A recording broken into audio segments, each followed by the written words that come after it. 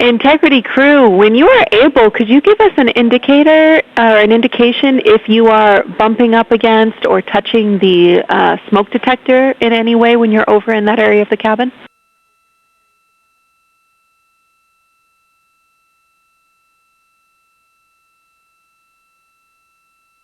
I think MCC reported some erroneous data yesterday. Maybe that's happening again. We had a towel over there, but we don't think we're bumping into it. Give us a couple more seconds because we need to grab a few more pictures, and then we'll try to get away from it for a minute. And we don't have any concern. You guys can stay over there, keep taking your photos. We were just curious. Continue.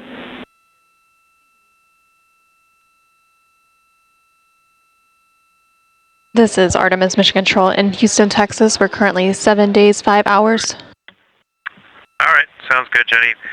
Yeah, we caught a view of Earth in window 1, and now we're completely distracted for a little bit. You guys are looking great. Thanks. Yeah, we love that. We were just noticing it's really cool, actually. In the data that ECOM's seeing, they're seeing an indication on the smoke detector, and they think it's when the flash goes off.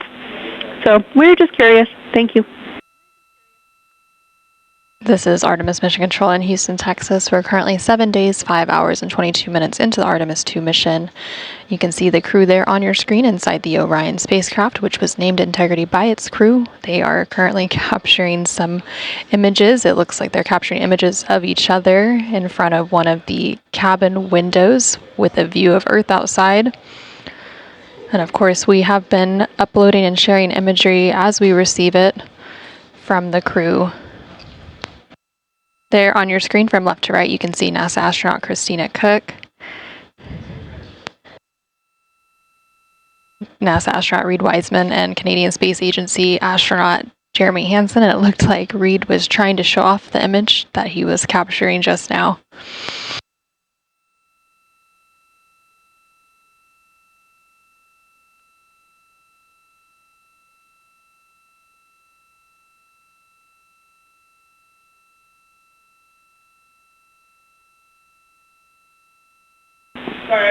Wow, thank you for showing us that. That is so cool.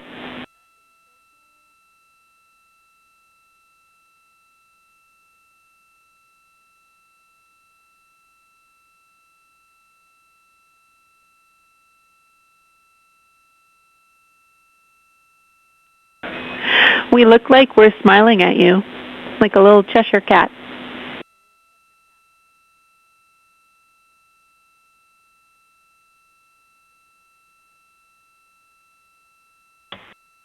Yeah, that is exactly the same comment that we made, and then that's why we put Victor beside it for his smile, and took a picture of him there, and his smile is as bright as your smile. I believe it. Thank you.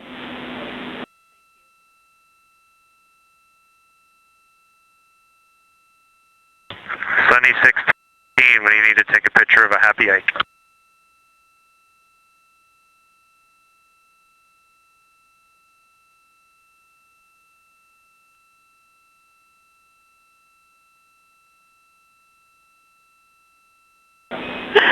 Now ECOM is as happy as the Earth.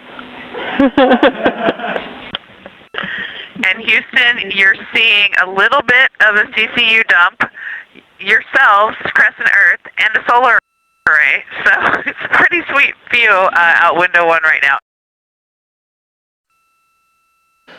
This is Mission Control Houston, and this morning as we get underway with Flight Day 9 on the Artemis II mission, joining us today, Johnson Space Center Director Vanessa Weich. Vanessa, thanks for being with us today. It's a privilege. What a phenomenal mission we've been having. So excited to be here. It is historic in nature. We're about 32 hours until we're expecting the crew to splash down in the Pacific to complete the mission. Big picture, the history-making aspects of the mission are clearly delineated, but in your mind, the significance of what we are pulling off here this week and what it means for the future.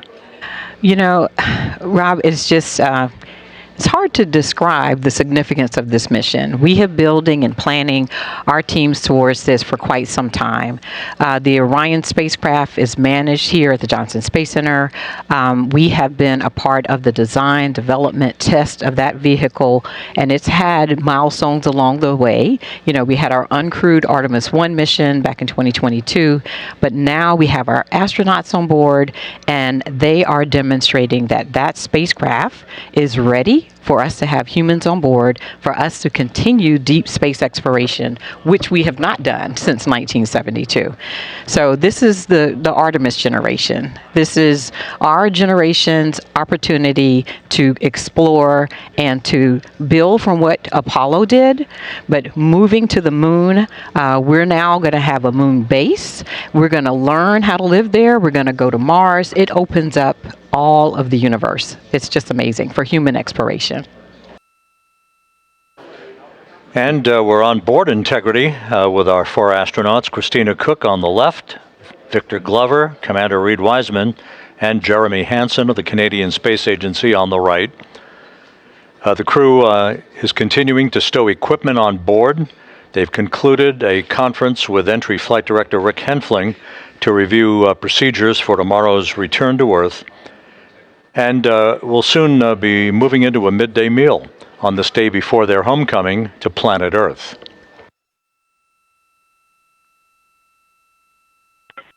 And Jackie, while I have you, we just wanted to express even more our gratitude for these awesome, I'll call them drink notes and drink messages.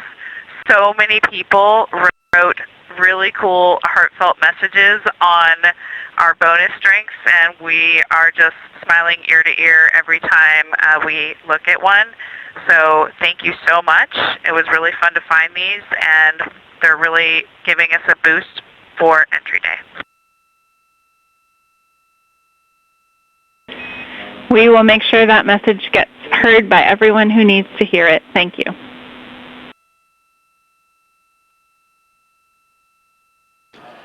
This is Mission Control Houston, here in the flight control room. A welcome visitor, Charlie Blackwell Thompson, the Artemis launch director who kicked off this mission with the flawless launch of the Space Launch System and the 4 Integrity astronauts back on April 1st. She's here visiting at the Johnson Space Center, currently talking to her Ascent Flight Director, Judd Freeling, and the Entry Flight Director, Rick Henfling, who will be on tomorrow to preside over Integrity's return to Earth.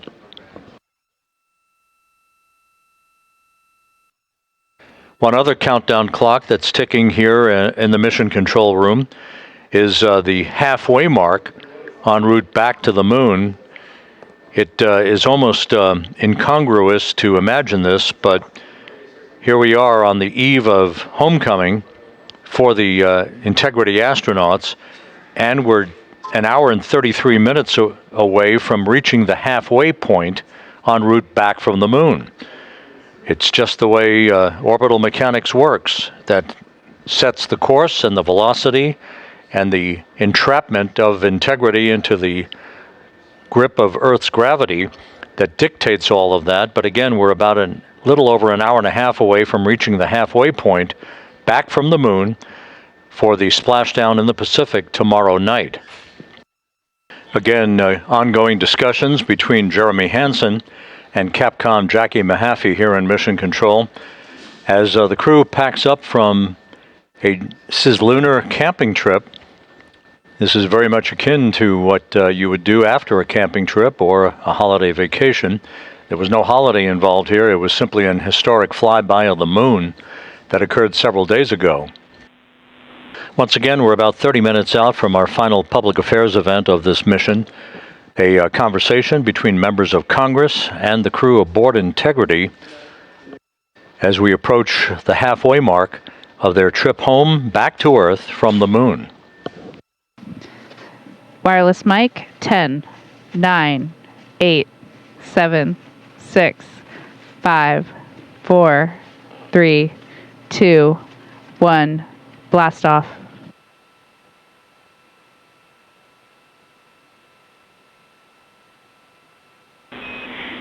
Copy blast off. Good scene and voice. We'll be ready on time. And we have the camera off just to prevent overheating and battery drain. Confirm you got a good image coming down. We do have an image coming down.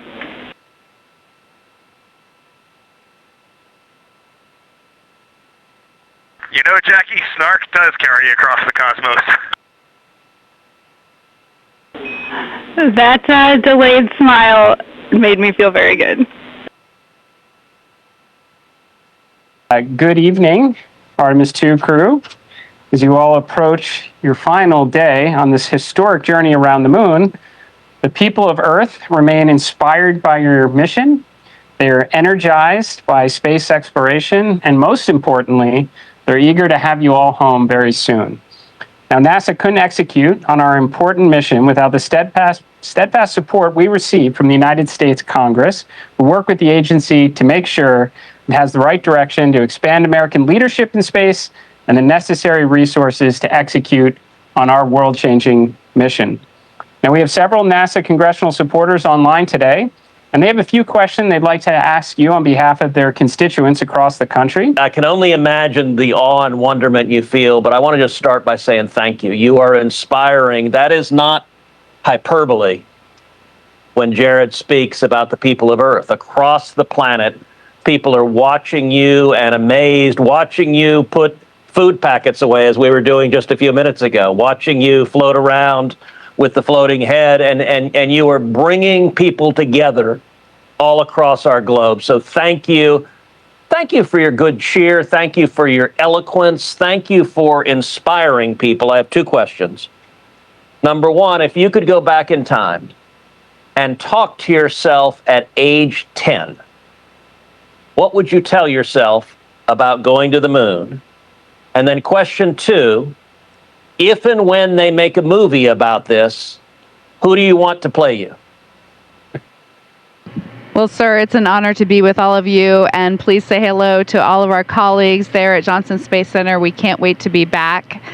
My 10-year-old self, I recently found some photos of myself on a family vacation at Kennedy Space Center, and we were posing in front of the Saturn V rocket with my siblings and my parents. And if I could have told that little girl who took home a picture of Earthrise and hung it in her room that she would eventually launch from that same place to see that same view, I'm pretty sure she would not believe it. But even though I still can't believe it, and she certainly wouldn't believe it, she chased that dream, and it ended up happening. It's such an honor to hear that we've inspired. That's truly one of the top things that we ever wanted to do. And I am definitely not answering the movie question. That's going to be for Reed.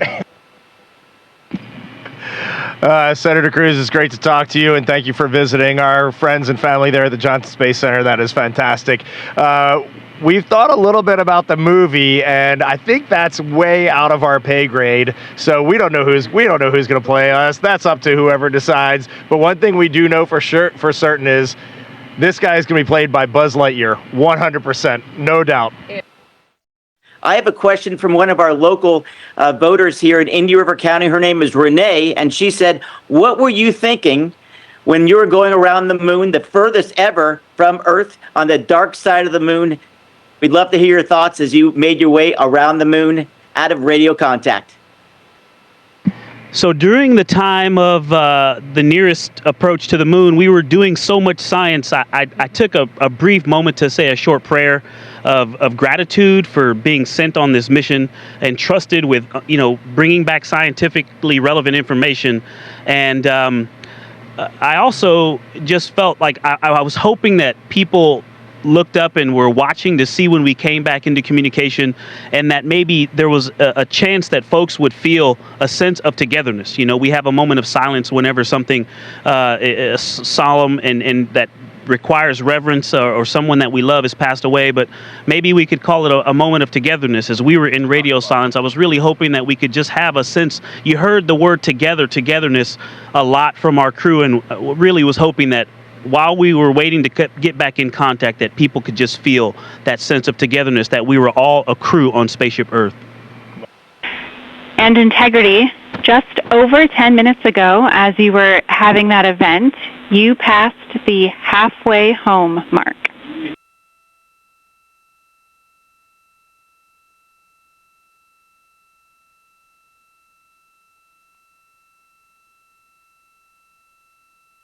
Okay, copy that, Jackie.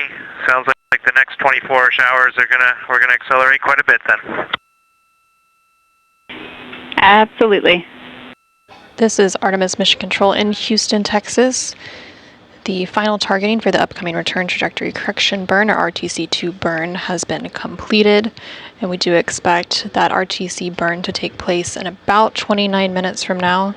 As of right now, it's expected to be a 5.37 foot per second delta velocity burn and approximately a 9-second burn. This will be using the 8 auxiliary pulse-X thrusters on the Orion spacecraft. Here in Mission Control Houston, the team on console is currently conducting their go, no-go poll for that upcoming return trajectory correction burn. And again, this burn will further fine-tune the trajectory and the path of the Orion spacecraft as it makes its final approach ahead of that re-entry and splashdown targeted for Friday, April 10th. Integrity Houston, tank pressures are good for the burn.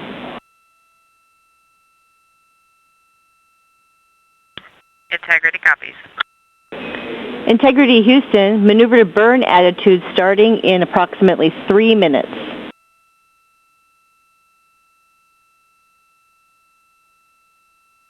We're expecting the same. Thanks, Amy. This is Artemis Mission Control in Houston, Texas. We are currently about 10 minutes away from the start of the Return Trajectory Correction 2 burn, or RTC2. This is expected to be about a 9.41 second burn with an expected delta velocity change of 5.37 feet per second, using the 8 pulse-X thrusters on the Orion spacecraft to further fine-tune the trajectory of the Orion spacecraft on its path back towards Earth. Currently on your screen, you can see a view of the Artemis Real-Time Orbit website, or ARO. The Orion spacecraft is currently traveling at a velocity of about 3,400 miles per hour, and it is about 114,000 miles away from Earth. Earlier today, it did pass the halfway point of its return back to Earth. Again, it is expected to splash down off the coast of San Diego, California on Friday, April 10th around 7:07 p.m. Central Time, 8:07 p.m. Eastern Time. In just a few moments, we should hear confirmation called up to the crew that Orion is in burn attitude. The Orion spacecraft is currently maneuvering to that burn attitude. Integrity Houston, Integrity is in burn attitude. Artemis Mission Control in Houston, Texas. We are now just under 30 seconds away from the time of ignition of that upcoming return trajectory correction burn, which will be the start of that burn.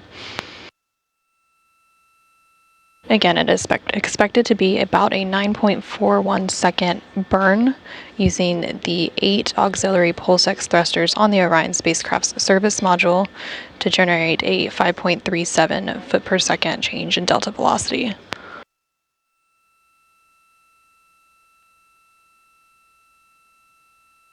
And we do have confirmation that the return trajectory correction burn has started, that taking place at 9:53 p.m. Central Time, 10:53 p.m. Eastern Time. And we also now have confirmation that the burn has completed, again, that taking place at 9:53 p.m. Central Time, 10:53 p.m. Eastern Time.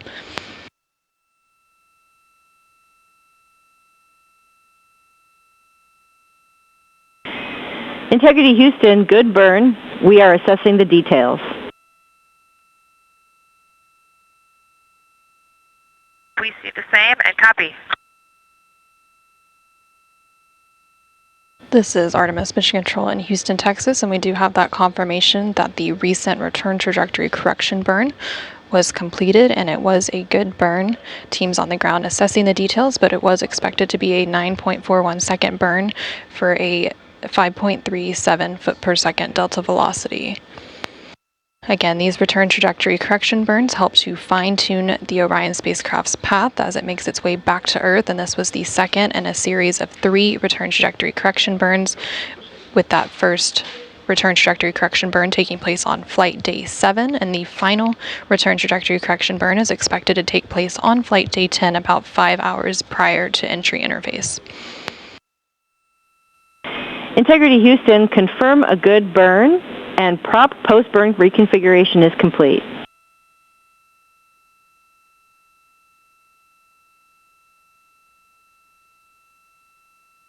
We copy all, and we have a gorgeous view of you out window 2. Awesome, we're waving at you.